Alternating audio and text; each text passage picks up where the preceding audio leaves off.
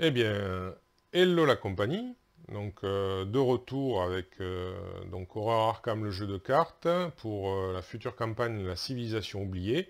Cette fois-ci, je vais vous présenter donc le paquet de cartes du second personnage que je vais donc jouer, c'est-à-dire Ursula Downs. Voilà. Alors, allez, on fait un peu dans le désordre, enfin, il n'y a pas d'ordre un peu après tout. Voilà, Ursula Downs, donc qui est, comme je le rappelle, normalement dans les contrées de l'horreur, elle est la fille de Léo Anderson. Donc voilà, donc j'ai décidé de les jouer ensemble. Elle, l'exploratrice, et lui, le chef d'expédition pour aller affronter les périples de la civilisation oubliée. Alors, Ursula, la voici. Est-ce qu'elle va faire le point? Elle veut pas, hein. Non. Bon. Écoutez, donc, elle a 3 de volonté, correct. 4 en intelligence, bon, c'est une chercheuse, c'est plutôt normal. Elle a un de lutte, par contre, alors là, grosse faiblesse, hein, elle n'est pas faite pour le combat. Heureusement que son père, lui, est un peu plus axé là-dessus.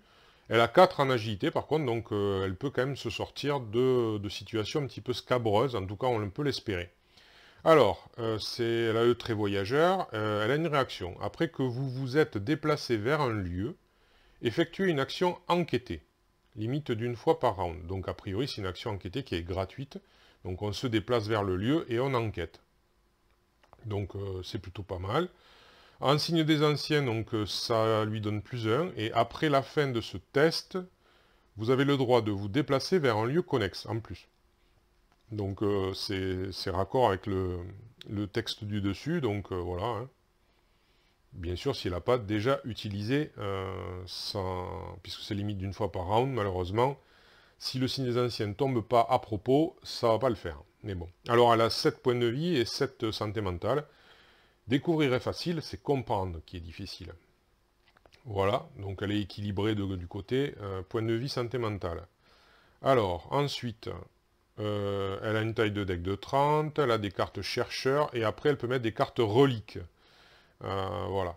Et bien sûr des cartes neutres, mais bon, voilà. Alors après, on va lire sa petite histoire, en essayant de bien voir, parce que c'est... Je ne l'ai pas dit pour Léo, mais je l'avais peut-être dit précédemment, c'est quand même écrit petit, hein. Alors, peu de gens peuvent se targuer d'avoir escaladé une montagne sur chaque continent. Encore moins peuvent s'enorgueillir d'avoir dérobé une idole en or à une tribu de cannibales. Ce qui rend une femme comme Ursula unique dans cette société dominée par les hommes, c'est qu'elle peut s'en vanter. Depuis sa plus tendre enfance, Ursula a toujours enfreint les règles qui lui étaient dictées. Grimper aux arbres, jouer dans la boue, explorer les bois et faire toutes ces choses qu'une jeune femme de bonne famille ne devrait pas faire. Depuis l'obtention de son diplôme d'archéologie à Boston, elle voyage à travers le monde à la recherche de civilisations oubliées. Voilà. Donc, bon, ben, alors donc, on va voir qu'elle, finalement, on va pas dire qu'elle joue avec les reliques, mais elle joue avec les déplacements déjà, a priori, et aussi son deck joue avec les reliques. Alors, pour son deck, déjà, en faiblesse de base, j'ai tiré la chronophobie. Donc la chronophobie, mettez en jeu chronophobie, donc sur la zone de menace, dans la zone de menace, et à la fin de votre tour, subissez une horreur directe, et il faut 2 actions pour défausser chronophobie. Voilà. Bon, c'est pas... Ouais, c'est pas la pire, pour moi, je trouve, mais bon, elle est quand même agaçante. Ensuite, alors, l'appel de l'inconnu, et pas l'appel à un inconnu, hein. Alors, l'appel de l'inconnu, faiblesse, donc tâche, révélation. Mettez en jeu l'appel de l'inconnu dans votre zone de menace. Alors, on va voir déjà si elle veut faire le point. Ouais, non, elle veut pas. Forcez. Au début de votre tour, choisissez un lieu autre que votre lieu. Quand votre tour se termine, si vous n'avez pas enquêté avec succès dans le lieu choisi à ce tour, subissez 2 horreurs et mélangez l'appel de l'inconnu dans votre deck. D'accord. Ouais. Donc il faut absolument à chaque fois se déplacer pour aller enquêter sur des lieux, sinon on prend 2 horreurs. C'est pas globe quand même. Ouais, c'est pas globe. Bon, mais on verra bien ce que ça donne. Ensuite, alors, elle a un allié, elle aussi, comme Léo, en guise de carte signature, c'est Jack Williams. Alors, est-ce que tu veux faire le point sur Jack Williams? Oui, merci. Alors, il coûte 3, lui. Il a une icône donc d'intelligence, une icône libre, donc plutôt utile. Alors, deck d'Ursula uniquement, oui. Il a quand même 3 points de vie et 2 de santé mentale, donc il est assez résistant. Et alors, il a quoi comme capacité? La première action, se déplacer ou enquêter que vous effectuez à chaque tour, ne provoque pas d'attaque d'opportunité. D'accord. Ok, donc ça permet quand même, oui, éventuellement, il protège un peu Ursula. Il occupe la créature, ou l'ennemi, quoi, pendant que Ursula se déplace ou enquête. Et en réaction, après que vous avez révélé un lieu, ou mis en jeu un nouveau lieu, inclinez Jack Williams, piochez une carte. D'accord.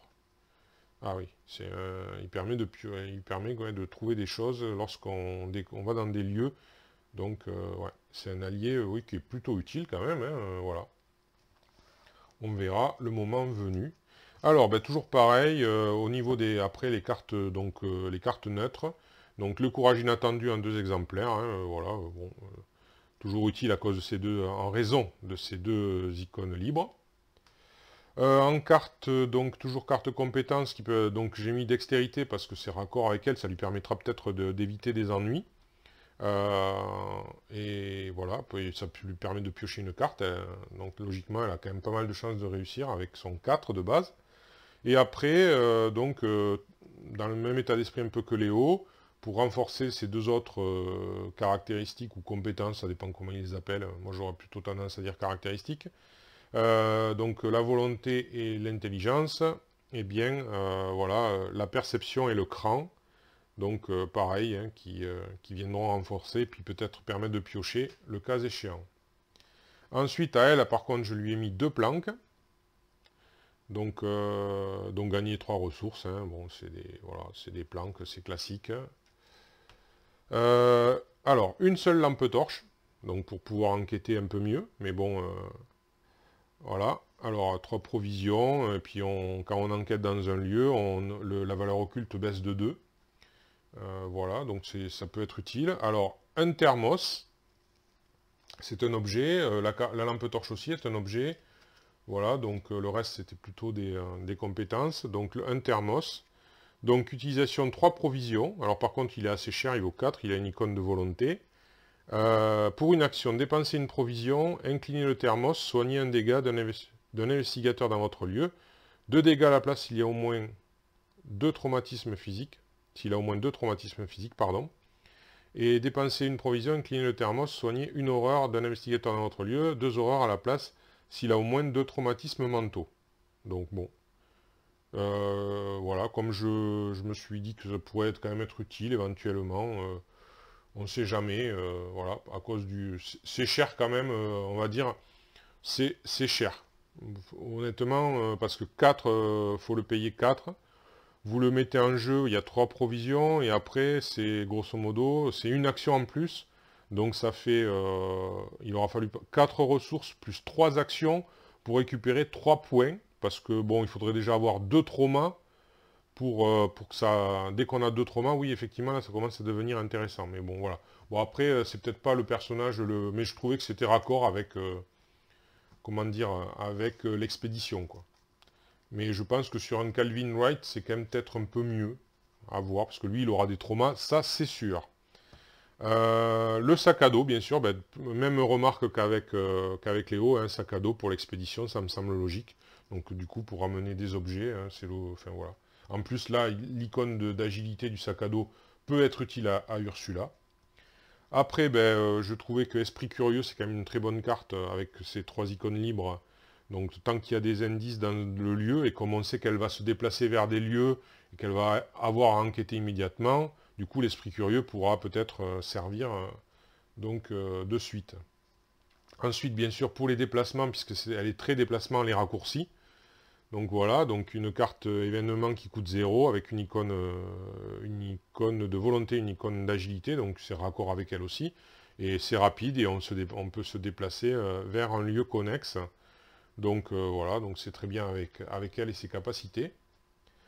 Ensuite, alors, une autre carte événement qui s'appelle en 2 exemplaires, donc avec une icône d'intelligence, une icône d'agilité, donc raccord avec elle. Rapide, c'est position avantageuse. Alors, on va essayer de la... C'est pas une trop grande... Elle n'est pas trop classique, je vais dire. À jouer après qu'un lieu est entré en jeu ou révélé lors d'un tour d'un investigateur, donc c'est encore raccord avec elle et ses déplacements.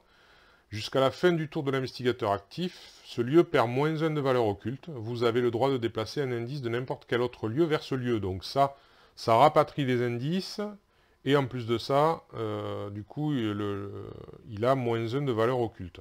Donc jusqu'à la fin du tour par contre, mais comme elle se déplace, elle va pouvoir se déplacer un petit peu, pas gratuitement, mais voilà, enfin, grâce à raccourci, tout ça, donc ça peut quand même être utile. Alors, ensuite, donc, révéler les anciens, un événement aussi avec 2 icônes d'intelligence qui coûtent 1. Perspicacité, donc enquêter. Choisissez un soutien, donc un soutien chercheur, dans votre main. La difficulté de ce test de compétence est égale au coût imprimé du soutien choisi. En cas de réussite, au lieu de découvrir des indices, mettez en jeu le soutien choisi. S'il possède le trait relique, piochez une carte. Donc voilà, donc comme elle joue avec les reliques, ça peut être intéressant. Alors, du coup, on va voir qu'elle a quelques reliques, elle n'en a pas tant que ça, mais peut-être que ça viendra avec l'expérience. Alors, une loupe, un objet, donc qui rentre dans le sac à dos, rapide, donc pour enquêter, plusieurs en intelligence pour enquêter, donc la loupe, ça peut être intéressant, pour voir des détails dans les lieux qu'elle a. Alors, le travail de terrain, aussi. Un autre soutien, c'est un soutien talent avec une icône d'agilité. Alors, voilà. Donc en réaction, après vous êtes déplacé vers un lieu, si ce lieu a au moins un indice sur lui, incliné travail de terrain, vous gagnez +2 à votre valeur de compétence pour le prochain test de compétence que vous effectuez à cette phase. Donc voilà, c'est raccord quand même avec ses capacités, je trouve. Donc voilà, donc je trouvais que c'était pas mal. En plus, on a un peu l'impression que c'est elle qui est en silhouette là. Donc voilà. Alors, du coup, ben là j'ai mis un objet relique quand même en 2 exemplaires, la dent d'Etzli. En plus, c'est raccord avec la civilisation oubliée, hein, la dent d'Etzli.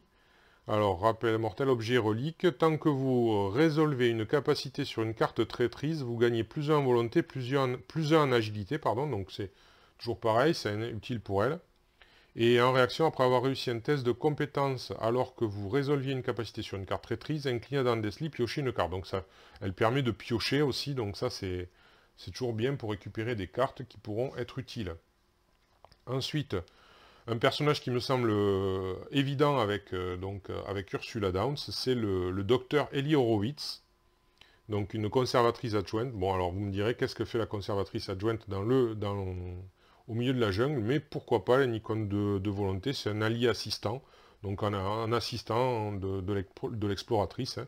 Mais bon, moi elle me semblait logique, parce qu'après l'entrée en jeu du docteur Ellie Horowitz, cherchez un soutien relique parmi les 9 cartes du dessus de votre deck et attachez-le lui. Mélangez votre deck. Aucun soutien relique attaché au docteur Ellie Horowitz n'occupe d'emplacement. Voilà.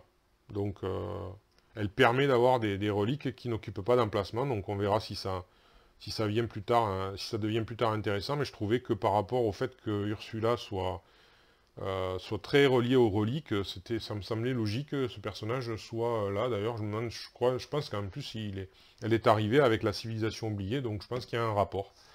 Alors, bon, au cas où, quand même, le docteur Milan Christopher, hein, c'est un professeur d'entomologie, donc tous les insectes qu'on peut trouver dans les jungles, ça peut l'intéresser, hein, n'est-ce pas? Et puis quand même, il est très utile, hein, gagner les ressources, le +1 en intelligence, voilà, hein, un classique, le docteur Milan Christopher. Et enfin, donc, puisqu'elle a droit à des reliques, alors j'ai regardé les reliques, il n'y avait que celle-là qui m'intéressait, même si ça fait pas tant que ça finalement, ça fait que, si je ne me trompe pas, ça fait que 4 cartes reliques dans son deck de départ. J'espère qu'avec l'expérience, ce sera mieux. Mais c'est la pierre octonienne. Donc voilà, alors hop, la pierre octonienne, donc qui a une icône d'intelligence, donc c'est un objet relique maudit, donc en plus on peut le mettre dans le sac à dos. On scelle donc on peut sceller donc un jeton, voilà, avec des symboles crâne, cultiste, tablette ou choses très anciennes. Et alors, forcé, après que vous avez révélé un symbole, donc échec automatique, lors d'un test de compétence, renvoyez la pierre ouais, chthonienne dans votre main. Du coup, bon, ben voilà. Mais je trouvais que c'était pas trop mal par rapport à elle, par rapport qu'elle ait pu trouver la pierre chthonienne et puis la dent d'Esli. Après, voilà, ben, faudra voir s'il y a d'autres soutiens qui pourront venir renforcer. C'est toujours la difficulté à Arkham, c'est de se séparer de cartes qu'on trouve pas mal. Parce que, ben voilà, fut une époque où, quand il y avait beaucoup moins de cartes, il y avait des cartes qu'on trouvait sbof, et que du coup, on n'avait pas du tout de remords à remplacer. Et maintenant, eh ben, c'est plutôt, ouais, c'est plutôt parfois le cruel dilemme. Est-ce que, qu'est-ce qu'on va mettre, qu'est-ce qu'on va remplacer, parce qu'on les a pas mises pour rien à la base. Voilà, tout est là dans le choix, c'est pas toujours évident, mais bon, voilà. Mais en tout cas, voilà pour la petite présentation des cartes d'Ursula Downs, l'exploratrice. Eh bien, je vous remercie d'avoir suivi.